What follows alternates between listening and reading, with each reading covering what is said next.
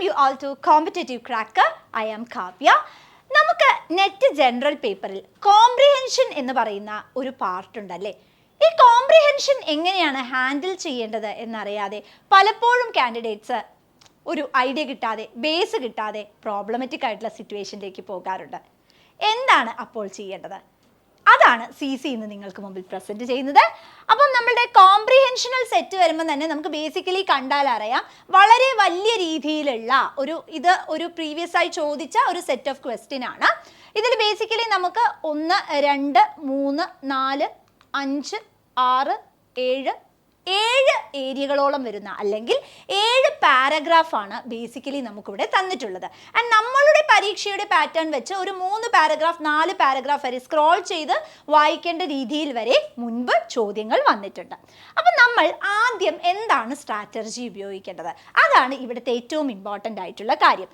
Passage വായിച്ചിട്ട് question നോക്കണോ, അതോ ക്വസ്റ്റ്യൻ വായിച്ചിട്ട് പാസേജിലേക്ക് പോകണമോ?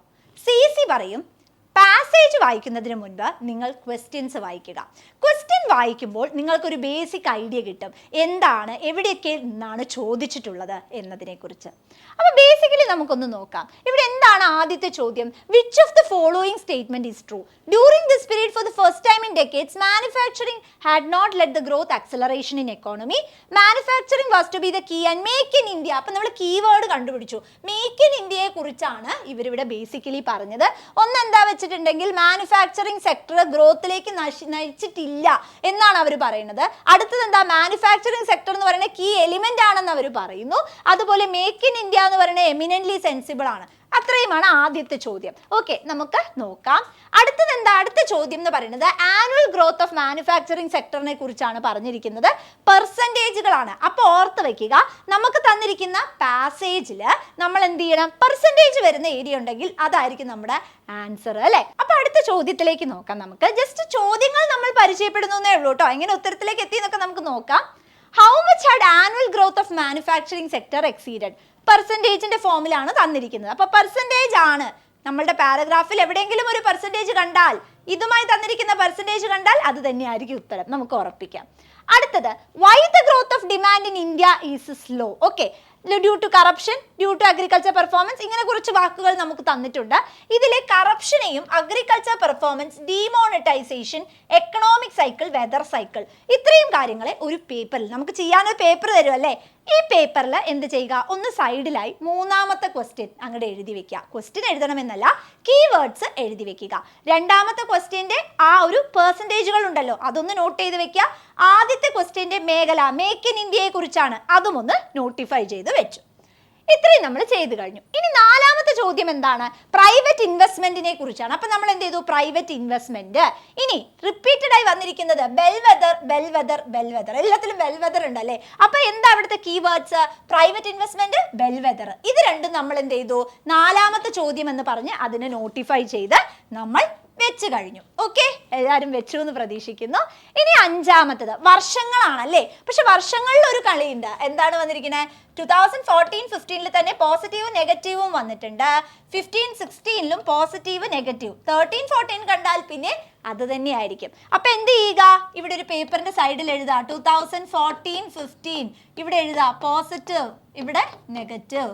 ഇനി 2015-16 അതിനും എഴുതുക പോസിറ്റീവ്, ഇനി നെഗറ്റീവ്. അപ്പൊ നമ്മൾ ഇത്രയും എഴുതി കഴിഞ്ഞു അല്ലേ. ഇനി നമുക്ക് എന്ത് ചെയ്യാം? നമ്മുടെ പാസേജ് ഒന്ന് ഓടിച്ച് നോക്കാം. ഓക്കെ, അപ്പൊ ആദ്യത്തെ ചോദ്യം എന്തായിരുന്നു? ആദ്യത്തെ ചോദ്യം വന്നിരിക്കുന്നത് നമ്മുടെ മാനുഫാക്ചറിങ് സെക്ടറും മേക്ക് ഇൻ ഇന്ത്യയുമായിട്ട് റിലേറ്റ് ചെയ്യുന്ന ഏരിയ ആണ്. അപ്പൊ നമുക്ക് ഈ മേക്ക് ഇൻ ഇന്ത്യയെ മാത്രമായിട്ട് പാസേജ് ഫുൾ ഇരുന്ന് വായിക്കാം. അതിനോടൊപ്പം മേക്ക് ഇൻ ഇന്ത്യയുമായി റിലേറ്റ് ചെയ്യുന്ന ഏരിയ എവിടെയാണ് വരുന്നത് നോക്കാം. Bharatiya Janata Party reportedly prepare Modi first. ഇവിടെ നിന്ന് മേക്ക് ഇൻ ഇന്ത്യ വരുന്നില്ല. This because election campaign in 2000 ഇല്ല. മേക്ക് ഇൻ ഇന്ത്യ ഇല്ല. Turn the economy notably once he became prime minister ഇല്ല. Manufacturing was to be the key. Yes, നോക്കിക്കേ, manufacturing was to be the key and make in India government program to actualize it. Manufacturing ആണ് key, make in India എന്ന് പറയുന്നത് അത് key ആയിട്ട് അത് effective ആക്കാൻ വേണ്ടിയിട്ട് നമ്മൾ ചെയ്യേണ്ട കാര്യമായിട്ടാണ് ബേസിക്കലി പറയുന്നത്. ഓക്കെ, അപ്പം നമുക്കൊന്ന് നോക്കിയേക്കാം നമ്മുടെ ക്വസ്റ്റ്യനിൽ എങ്ങനെയാണ് എലിമിനേഷനിലേക്കൊക്കെ പോവാം അല്ലേ. നമുക്ക് നോക്കാം. ഇവിടെ എന്താ നമുക്ക് തന്നിരിക്കുന്നത്? During this period for the first time manufacturing had not led the acceleration. Manufacturing make in ഇന്ത്യയുടെ കീ ആണ് എന്നല്ലേ നമ്മളോട് ഇവിടെ പറഞ്ഞത്. അപ്പോൾ 1 എന്ന് പറയുന്നത് വരില്ല. അപ്പോൾ നമുക്ക് ഇതും എലിമിനേറ്റ് ചെയ്യാം, ഇതും എലിമിനേറ്റ് ചെയ്യാം. അവിടെ നോട്ട് എന്നാണ് പറഞ്ഞിരിക്കുന്നത്. ഇതും നമ്മൾ എലിമിനേറ്റ് ചെയ്ത് കളഞ്ഞു, ഇതും നമ്മൾ എലിമിനേറ്റ് ചെയ്ത് കളഞ്ഞു. അടുത്തത് manufacturing was to be the key, അതല്ലേ വന്നിരിക്കുന്നത്. അപ്പോൾ 2 എന്തായാലും ഉണ്ട് അല്ലേ. അപ്പോൾ ഇതും ഇല്ല, ഇതും വരാം. ഇനി 3 നോക്കിക്കേ. Make in India is eminently sensible of itself. Correct അല്ലേ? അത് നമുക്ക് പാരഗ്രാഫ് നോക്കാതെ തന്നെ പറയാം അല്ലേ. Yes. So the right answer എന്തായിരിക്കും? ഓപ്ഷൻ ഡി ആണ് നമ്മുടെ റൈറ്റ് ആൻസർ ആയിട്ട് വരുന്നത്. ഇങ്ങനെയാണ് നമ്മൾ എന്ത് ചെയ്യുന്നത്? പലപ്പോഴും ട്രിക്കിലേക്ക് പോകുന്നത്. അടുത്ത ചോദ്യം നോക്കാം. How much had annual growth of manufacturing sector അല്ലെങ്കിൽ മാനുഫാക്ചറിംഗ് എക്സീഡഡ്? ഇവിടെ പെർസെൻറ്റേജിന്റെ രൂപത്തിലാണ് തന്നത്. ഈ പെർസെൻറ്റേജുകൾ ഏതെങ്കിലും നമ്മളുടെ പാരഗ്രാഫിൽ തന്നിട്ടുണ്ടോ എന്ന് നമുക്ക് ഒന്ന് ഓടിച്ചു നോക്കാം. ഓക്കെ, ഏതൊക്കെയാണ്? നമുക്ക് പെർസെൻറ്റേജ് ഇല്ല, ഇവിടെ പെർസെൻറ്റേജ് ഇല്ല, ഇവിടെ പെർസെൻറ്റേജ് തന്നിട്ടുണ്ട് അല്ലേ. എത്ര തന്നിട്ടുണ്ട്? 10%. വേറെ ഇനി എവിടെയെങ്കിലും നമുക്ക് പെർസെൻറ്റേജ് തന്നിട്ടുണ്ടോ എന്ന് നോക്കാം. തന്നിട്ടുണ്ടോ? ഇല്ല. തന്നിട്ടുണ്ടോ? ഇല്ല. ഉണ്ടോ? ഇല്ല. അപ്പൊ ഏതാ റൈറ്റ് ആൻസർ ആയിട്ട് വരുന്നത്? അവിടെ പിന്നെ ബിയോണ്ട് ഡൗട്ട് നമുക്ക് പറയാം അല്ലേ. ഓപ്ഷൻ ബി തന്നെ ആയിരിക്കും റൈറ്റ് ആൻസർ ആയിട്ട് വരുന്നത് അല്ലേ. യെസ്. നോക്കിക്കേ, അടുത്ത ചോദ്യത്തിലേക്ക് പോകാം. Why the growth of demand in India slow? Corruption നമ്മൾ അണ്ടർലൈൻ ചെയ്തു, പെർഫോമൻസ് അണ്ടർലൈൻ ചെയ്തു, ഡിമോണിറ്റൈസേഷൻ അണ്ടർലൈൻ ചെയ്തു, എക്കണോമിക് സൈക്കിള് അണ്ടർലൈൻ ചെയ്തു, വെദർ സൈക്കിള് അണ്ടർലൈൻ ചെയ്തു. അപ്പോൾ ഇനി നമ്മൾ നോക്കുന്നത് ഈ കീവേഡ്സുമായിട്ടൊക്കെ ബന്ധപ്പെട്ടിട്ട് എന്തെങ്കിലും ടേംസ് നമ്മളുടെ ഇവിടെ ഇതാ വന്നിട്ടുണ്ട് അല്ലേ. ഇതാ നോക്കിക്കേ, വെദർ സൈക്കിൾ ഇതാ വന്നിരിക്കണോ അല്ലേ, കീവേഡ് വെദർ സൈക്കിളിൽ. അപ്പം നമ്മൾ ഈ കീവേഡ്സ് മാത്രം സെർച്ച് ചെയ്താൽ മതി, അല്ലാതെ ഹോൾ പാസേജ് എന്ത് ചെയ്യണ്ട, വായിച്ചു നോക്കണ്ട. It is clear that some part of the slow growth of demand in India is beyond the grasp of government due to the weather cycle. Plain question അല്ലേ ചോദിച്ചത്, അതിലും കൂടുതലായിട്ട് നമ്മളോട് ചോദിച്ചിട്ടുണ്ടോ? ഇല്ല അല്ലേ. യെസ്. അപ്പൊ ഇനി നോക്കിക്കേ, അടുത്ത ക്വസ്റ്റ്യൻ പാറ്റേണിലേക്ക് നോക്കിക്കേ. അടുത്ത ക്വസ്റ്റ്യൻ എന്താ ചോദിച്ചിരിക്കുന്നത്? പ്രൈവറ്റ് ഇൻവെസ്റ്റ്മെന്റ് അല്ലേ. പ്രൈവറ്റ് ഇൻവെസ്റ്റ്മെന്റും ബെൽ വെദറും. അപ്പൊ നമുക്കൊന്ന് നോക്കാം, പ്രൈവറ്റ് ഇൻവെസ്റ്റ്മെന്റ് എവിടെയാണ് വന്നിരിക്കുന്നത് എന്ന് നോക്കാം. അതുപോലെ ബെൽ വെദറിന്റെ കേസ് നോക്കാം. എവിടെയാ? Private investment, seen as the bellwether of an economy, has not been forthcoming despite this government's business-friendly orientation. അപ്പോൾ ഇത് തന്നെയാണോ നമ്മളോട് ബേസിക്കലി ചോദിച്ചിരിക്കുന്നത് എന്ന് നമുക്കിനി തിരിച്ചു പോയി ആ ക്വസ്റ്റ്യനിലേക്ക് നോക്കാം. ആൻഡ് ജനറലി നിങ്ങൾക്ക് ഈ തിരിച്ചു പോകേണ്ട ഒരു പ്രശ്നമില്ലല്ലോ, കാരണം നിങ്ങൾക്ക് അപ്പം തന്നെ സ്ക്രോൾ ചെയ്ത് നോക്കാവുന്നതാണ്. Private investment seen as the bellwether of an agriculture has not been forthcoming despite this government's business-friendly orientation. Plain question ആണ് അല്ലേ.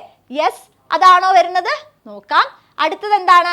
Private investment seen as the bellwether of an economy has been forthcoming despite this government's business friendly orientation. ആണോ? നോക്കാം. Private investment seen as the bellwether of an economy has been forthcoming despite this government's business unfriendly. അതെന്തായാലും അല്ല, ഇതും അല്ല എന്ന് മനസ്സിലായി. Private investment seen as the ഇതും അല്ല. കാരണം എന്താ?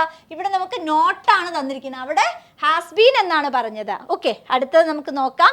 അടുത്ത എങ്ങനെയാണ് നമുക്ക് തന്നിരിക്കുന്നത്? Private investment seen as the bellwether of an economy has not been forthcoming despite this government's business friendly orientation. Okay, അപ്പൊ ഇവിടെ നോക്കിക്കേ, ബേസിക്കലി എന്താ വന്നിരിക്കുന്നത്? ഇവിടെ ഡിഫറൻസ് നമുക്ക് അഗ്രികൾച്ചർ ഹാസ് നോട്ട് ബീൻ എന്നാ പറഞ്ഞേ, ഇവിടെ എക്കോണമി. നോക്കിക്കേ, ആ കീവേഡ്സ് തമ്മിലുള്ള വ്യത്യാസം ഉണ്ട് അല്ലേ.